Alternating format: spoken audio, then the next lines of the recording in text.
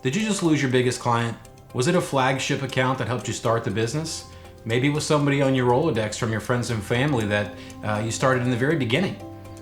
All hope isn't lost. We're going to go through a few strategies, tips, tricks, things we've seen work in the field to help you not only right the ship, but fill that void and get some wins back on the books. So Seth, this is a really great topic, and I think what makes me passionate about it is when people are in this situation and you can figure it out, turning that ship around is so critical, and there's real people involved, and it just gets really exciting pretty quick. For me, there's three ways of looking at this, right? There's let's go build brand new strategic outbound pipeline process. And then there's the let's look at our existing client base and see where we can go wider and deeper in the organization to possibly bring some new business in from an existing client. And the third part that I think we should discuss today is, hey, listen, we've been selling for 1 month, 1 year, 10 years, whatever that timeline may be. There's been certain parts of that timeline where maybe folks weren't a fit for us or we weren't a fit for them. Let's go back and re-explore those opportunities to see if maybe timing's better on both sides and we can reignite a past opportunity. So Seth, let's assume that the first thing someone's gonna do when they go out and wanna solve this problem is they're gonna go down the sales development path and wanna create pipeline as quickly as possible. What's the first thing they're gonna need?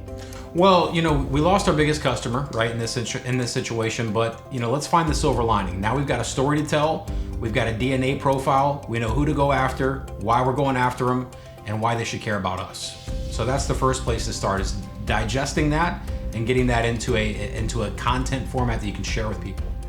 So the first thing we need to figure out is, who we're gonna go out and try to replace that customer with, right? Are we gonna build another ideal profile around the person that we lost or the company that we lost and try to replicate that as a massive win?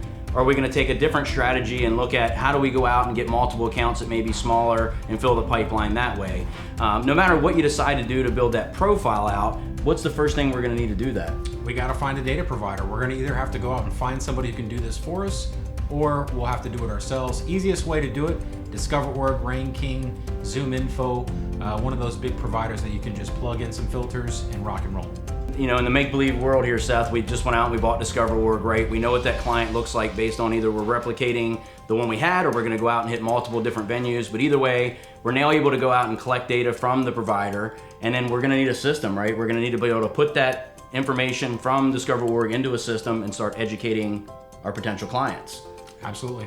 All right, so that's great. Now we have DiscoverOrg or whatever data provider you decide to go with, and then the next thing we're gonna need is a marketing automation platform, something that we can put together to take all those great emails and put together very strategic messaging to go to market to educate an audience. But Seth, the number one rule I hear from you all the time is do not spam people with a big list and an automation system, right? So what are we gonna do when we have, we know who our client is, we have some data, and now we have this great automation tool. How do we go about not being the next spammers of the world to get our pipeline built?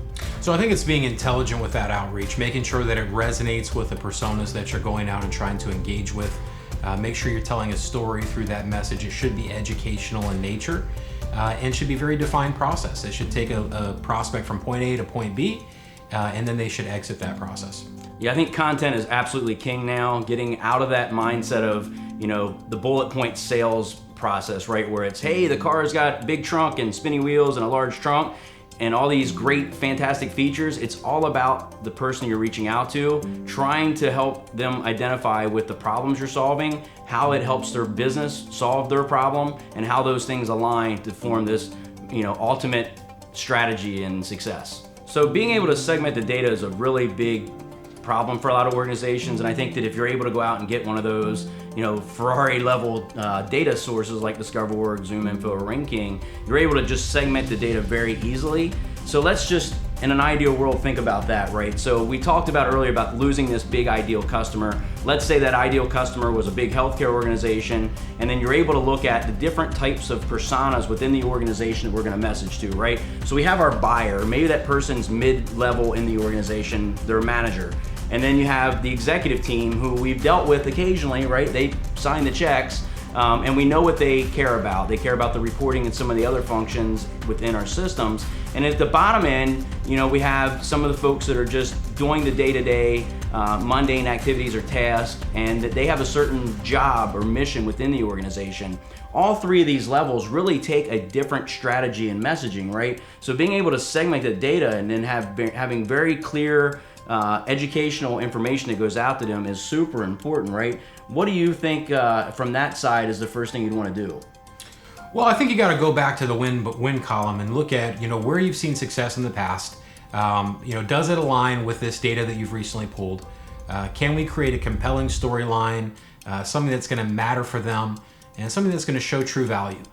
So to your point, Matt, you brought up that worker bee level, that person that's feeling the pain and the heartburn every single day from that broken process that they're doing currently, up to the ideal customer profile, right in that mid-range, somebody who has signature authority, but for them it's all about the ROI.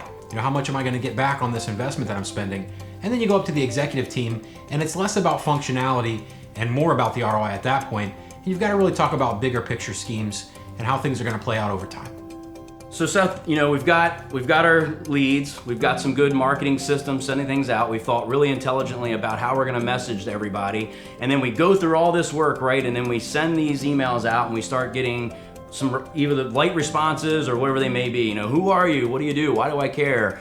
Those level of responses. What is your suggestions to every salesperson on the planet about the intensity or the velocity of how we reply? You've got to have a process. No lead left behind. You've got to have a starting point and a finish point, and you've got to draw that line in the sand and say, I will take every lead through this process until they either answer or they don't, but this is where they'll exit my process. Yeah, the biggest concern we hear from every client is, listen, we did all this work, we fed these leads over to sales, they called them once, they called them twice, whatever it may be, they just didn't put enough effort into getting those people to pick up the phones. Listen, we're all busy. Customers are busy. You can't just call one time. Define what that process is, live by it, stick to it, and get it done. So Matt, I guess the big question now is, how do we operationalize this? Who's going to make the calls? Who's going to do the prospecting? Who's going to manage that team? Who's going to create the content? How do we turn this great plan with this excellent data set that we've just acquired into real opportunities for us? I guess that starts with looking at how much of an impact did losing that customer really have? And Matt, maybe you can share some thoughts around what that looks like from your perspective. Yeah, the impact is the greatest factor there, right? It's, do you have 30 days to survive before you're completely run out of cash because you need the sales? Or do you have 12 months to figure that equation out? So in a situation where you have 12 months, you can slow down, build a good, very concise plan and think about, how do we go and put the right people in place? How do we use the people we already have? Let's look at the systems, the tools, the methodologies, the things that we have, who's our content writer, all these things. And there's probably areas where it still makes sense to, get outside help or maybe go out and bring new hires in. But if you're in the other situation, which is the house is burning down, we have 30 days to survive, that's a much different fist fight, right? You pull out everything you have to be able to go win that little battle there. So I would think that in that situation, you look at, I need content writing. There's plenty of people out there to do good content writing. Look at outsourcing that. Systems and tools. Look at ways to get the systems and tools in place much quicker.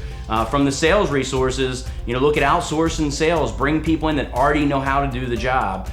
You don't have 6 months to build a program, which is what it typically takes for somebody to internally do this. You have 30 days to survive. So look at every single resource you have internally and look at whoever out in the market makes sense to bring in to help you win that battle and get to that sales equation. So Matt, I think that really the next part of this is looking at what are some of the low-hanging fruits we can go after and attack today that don't require as much heavy lifting, that have some of that sales cycle already completed, and hopefully can shorten that journey to value for us. I think that's got to start with cross-selling and upselling our current customers. Matt, what are your thoughts on that? Absolutely. Rule number one, when you need sales, go to your sales team. Tell them, listen, put the other cap on today, right? We've got to go out and develop new opportunities. The company's depending on you to do that. So that's a situation where, you go into your existing accounts, you look at how you can go wider and deeper, look for other areas of opportunities to explore, get your salespeople to immediately go into those existing accounts and absolutely look at ways to sell into the current customer base. I think that's probably your strongest bet. I think outside of that, for us, the other part would be, listen, we've been selling for a month, 10 months, a year, however long that's been. We have these opportunities in the past that didn't align, whether that was because of us or the customer or whatever, they didn't align at the time. You need to go back and explore those old opportunities to see if there's any life there, because those could really get going quicker than an opportunity that you're reaching out to cold. The best advice I can give you is that time is not your friend. So move fast, make good decisions, come up with a plan, and get the whole company moving in that direction. If your timeline allows you to go out and build everything out internally, look at the different systems who you have within the organization to help you make decisions and putting the right things in place. Make sure that it's a company effort to go out and build that pipeline.